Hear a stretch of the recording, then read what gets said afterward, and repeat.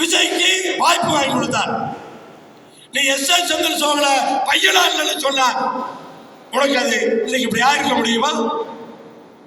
இந்த வாழ்வு வந்திருக்குமா? அப்ப அது வாரிசு இல்லையா?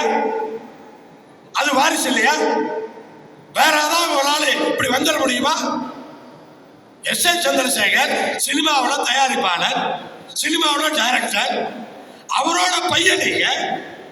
அதனால உங்களுக்கு அந்த வாய்ப்பு கிடைச்சது உண்டா இல்லையா? அப்ப நீ வாரிசு இல்லையா? அதுக்கு என்ன பதில்?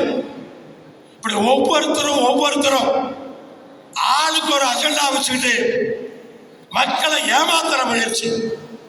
நாம் நம்முடைய பகுதி முன்னேற வேண்டும், நம்முடைய மக்கள் வளமாக வாழ வேண்டும், நமக்கான நீர்ப்பாசன திட்டங்கள் வேண்டும். நான் சொன்ன மாதிரிதான் ஆட்சியில பங்கு, அதிகாரத்திலே பங்கு என்று சொன்னால் கொங்குநாடு மக்கள் தேசிய கட்சியை பொறுத்தவரை திட்டங்களில் பங்கு, வேலை வாய்ப்புகளில் பங்கு, கொங்கு நாட்டிற்குரிய பங்கு வர வேண்டும்.